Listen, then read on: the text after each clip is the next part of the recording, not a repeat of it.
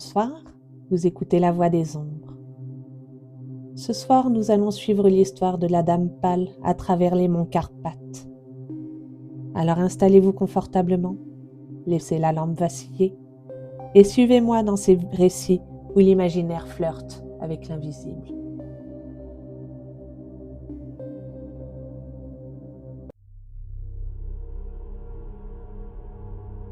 Chapitre 12.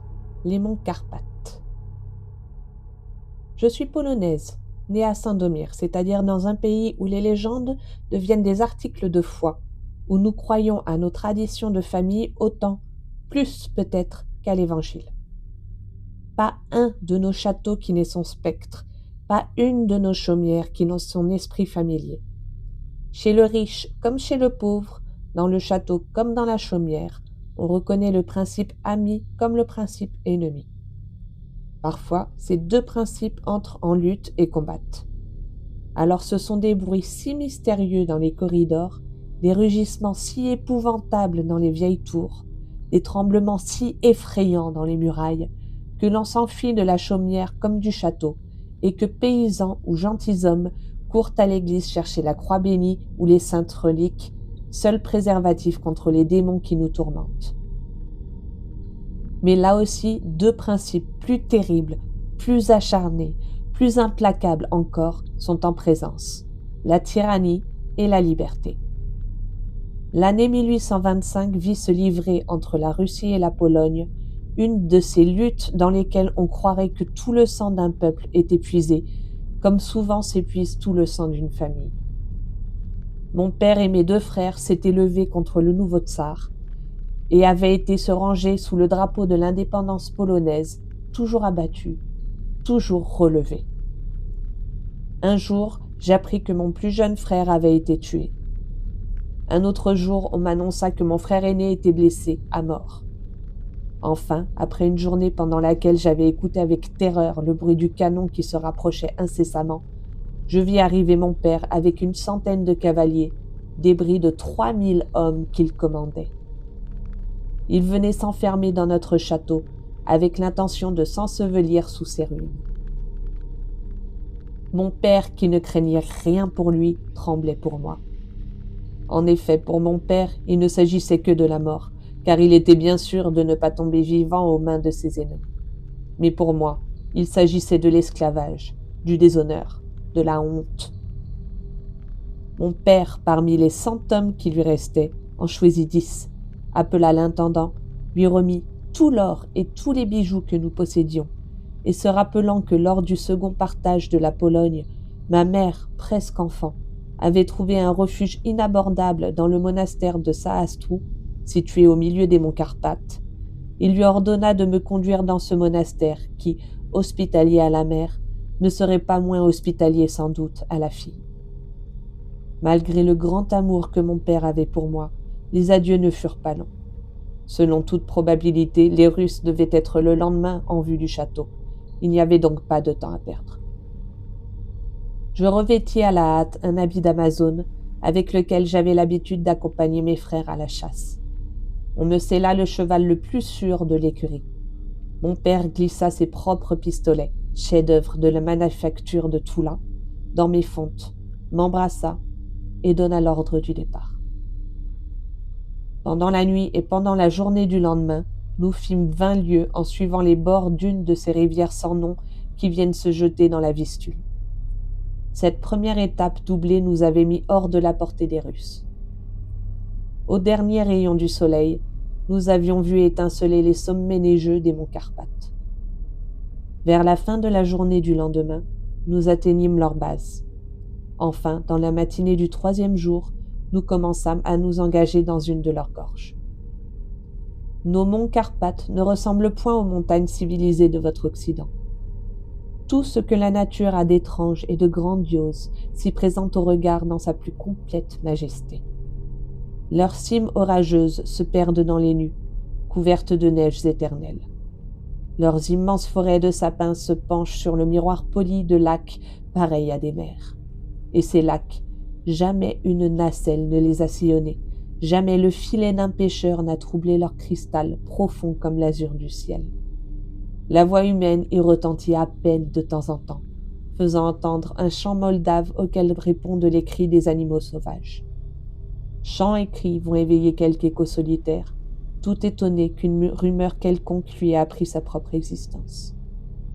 Pendant bien des milles, on voyage sous les voûtes sombres de bois coupés par ces merveilles inattendues que la solitude nous révèle à chaque pas, et qui font passer notre esprit de l'étonnement à l'admiration. Là, le danger est partout, et se compose de 1000 dangers différents. Mais on n'a pas le temps d'avoir peur, tant ces dangers sont sublimes.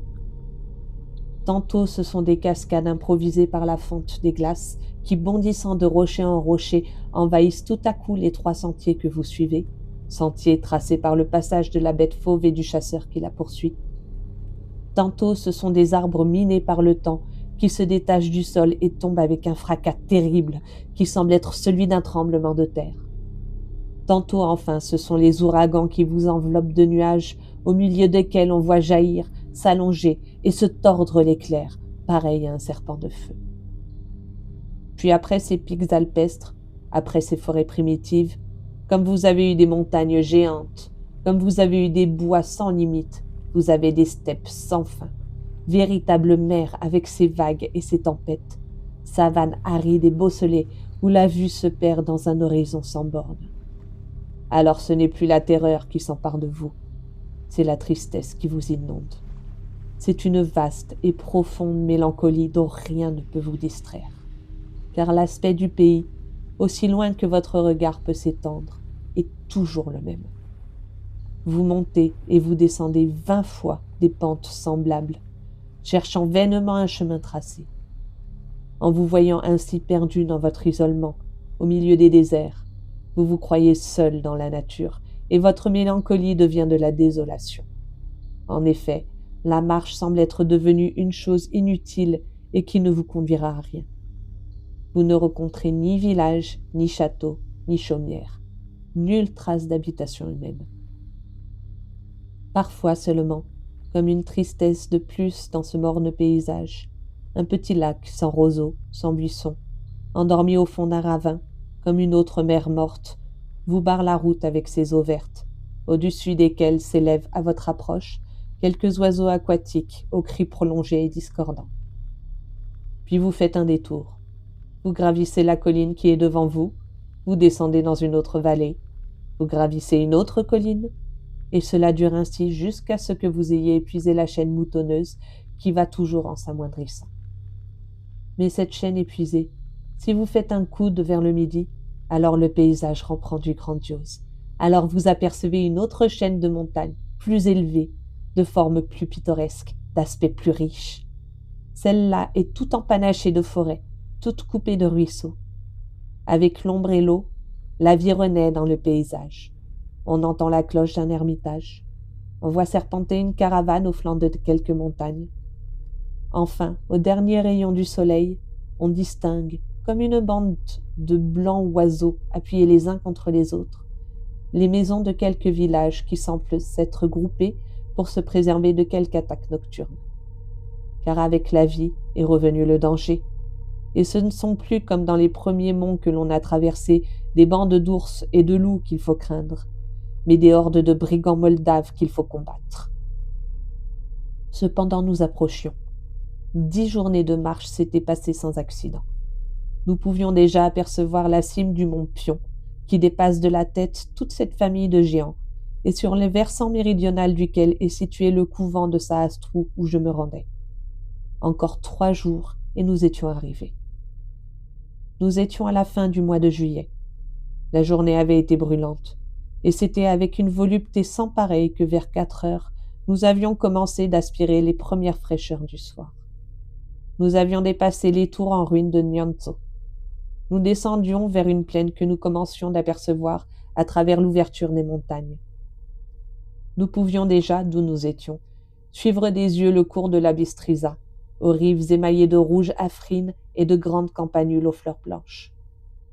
Nous côtoyions un précipice au fond duquel roulait la rivière, qui là n'était encore qu'un torrent. À peine nos montures avaient-elles un assez large espace pour marcher 2 de front. Notre guide nous précédait. couché de côté sur son cheval, chantant une chanson morlaque aux monotones modulations et dont je suivais les paroles avec un singulier intérêt. Le chanteur était en même temps le poète. Quant à l'air, il faut être un de ces hommes des montagnes pour vous le rendre dans toute sa sauvage tristesse, dans toute sa sombre simplicité. En voici les paroles. Dans le marais de Stavila, où tant de sang guerrier coula, voyez-vous ce cadavre-là? Ce n'est point un fils d'Illyrie, c'est un brigand plein de furie qui, trompant la douce Marie, extermina, trompa, brûla. Une balle au cœur du brigand a passé comme l'ouragan, dans sa gorge éteint Yatagan. Mais depuis 3 jours, ô mystère, sous le pin morne et solitaire, son sang tiède abreuve la terre et noircit le pâle Ovigan. Ses yeux bleus pour jamais en lui. Fuyons tous, malheur à celui qui passe au marais près de lui. C'est un vampire. Le loup fauve, loin du cadavre impur, se sauve, et sur la montagne au front chauve, le funèbre vautour a fui. Tout à coup, la détonation d'une arme à feu se fit entendre. Une balle siffla.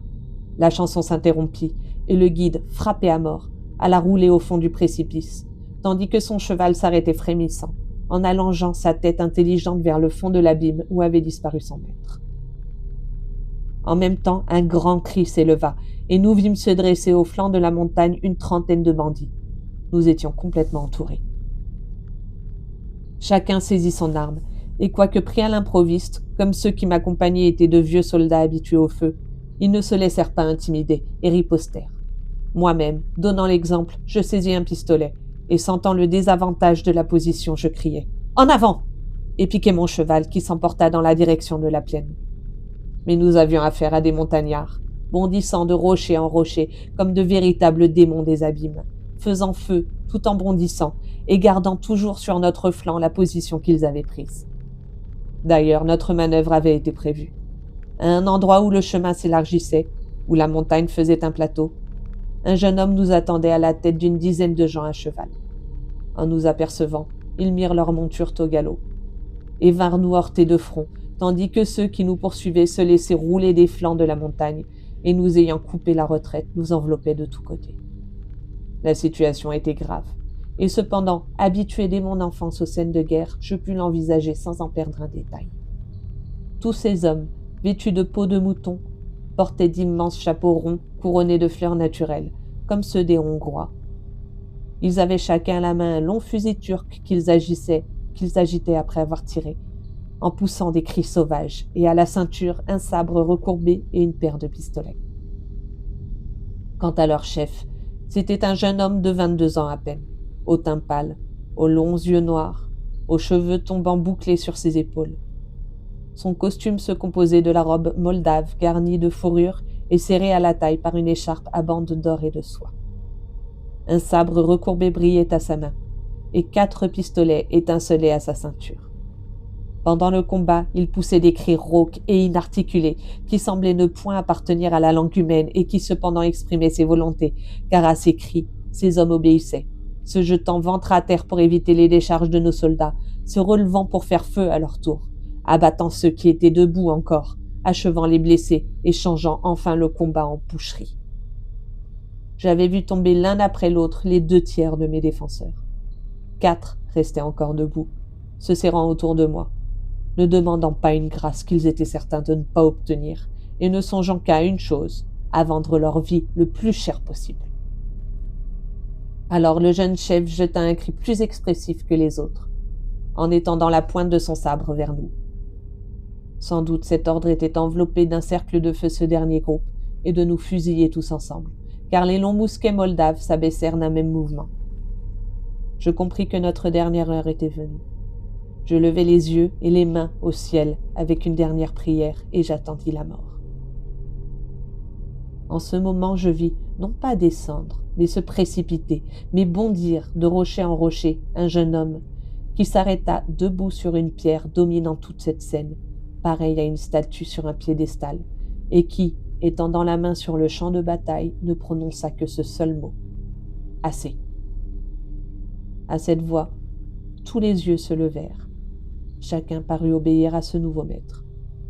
Un seul bandit replaça son fusil à son épaule et lâcha le coup. Un de nos hommes poussa un cri. La balle lui avait cassé le bras gauche. Il se retourna aussitôt pour fondre sur l'homme qui l'avait blessé. Mais avant que son cheval n'eût fait 4 pas, un éclair brillait au-dessus de notre tête, et le bandit rebelle roulait la tête fracassée par une balle. Tant d'émotions diverses m'avaient conduit au bout de mes forces. Je m'évanouis.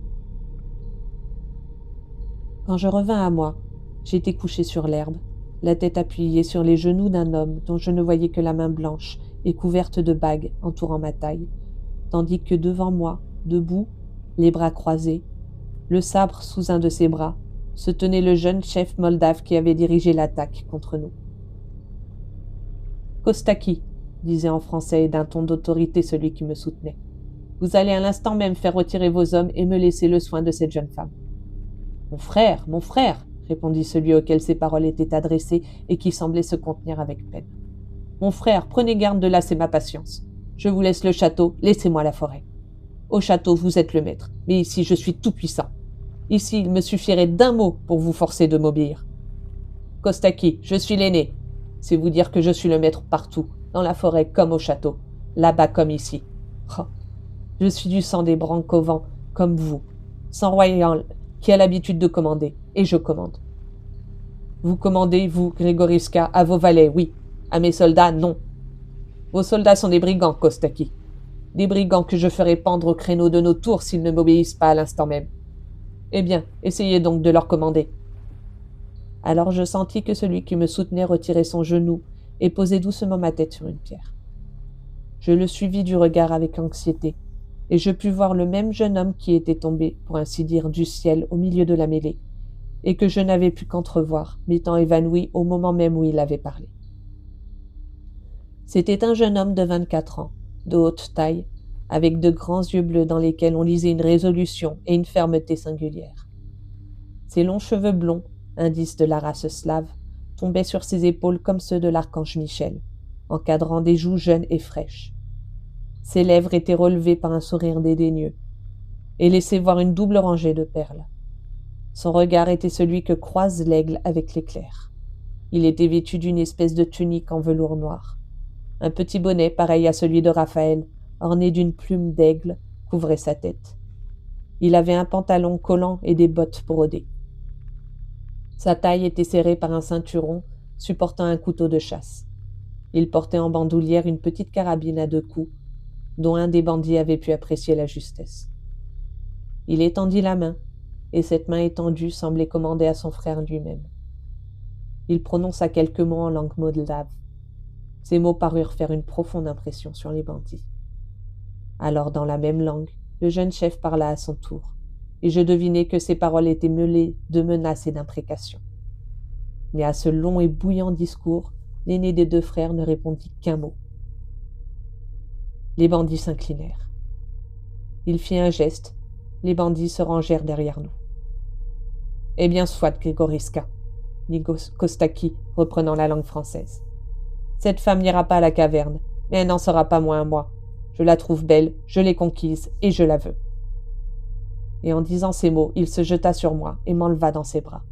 « Cette femme sera conduite au château et remise à ma mère, et je ne la quitterai pas d'ici là, répondit mon protecteur. « Mon cheval !» cria Kostaki en langue moldave. 10 bandits se hâtèrent d'obéir, et amenèrent alors mettre le cheval qu'il demandait. Grégoriska regarda autour de lui, saisit par la bride un cheval sans maître, et sauta dessus sans toucher les étriers. Kostaki se mit presque aussi légèrement en selle que son frère, quoiqu'il me tînt encore dans ses bras, et partit au galop. Le cheval de Grégoriska sembla avoir reçu la même impulsion et vint coller sa tête et son flanc à la tête et au flanc du cheval de Kostaki.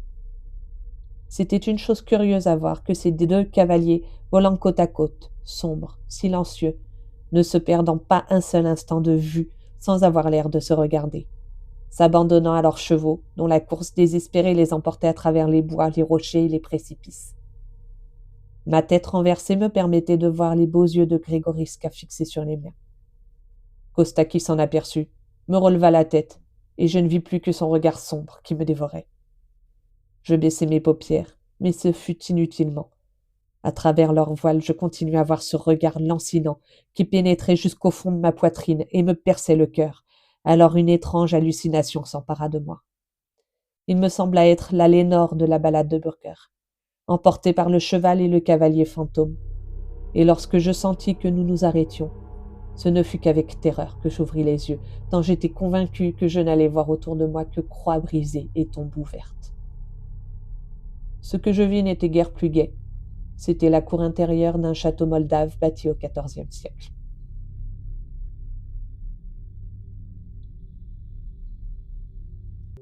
Et l'histoire s'arrête là pour aujourd'hui. Les esprits se taisent pour ce soir. Mais qui sait ce que la nuit nous réserve?